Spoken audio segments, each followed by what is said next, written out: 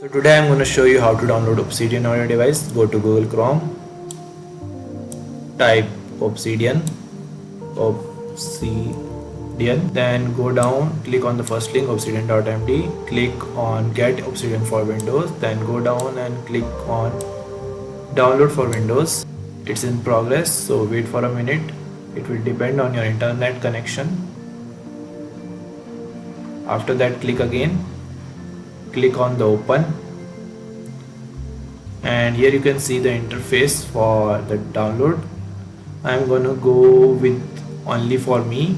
If you want, you can give access to anyone who uses this computer, but I will select it for only for me.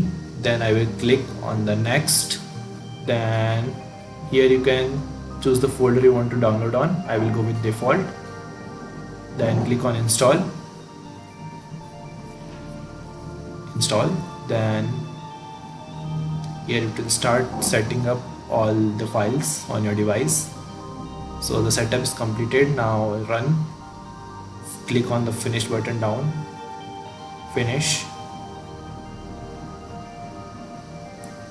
If you are not able to see the Obsidian app up, go below on the taskbar here, and on taskbar click Obsidian.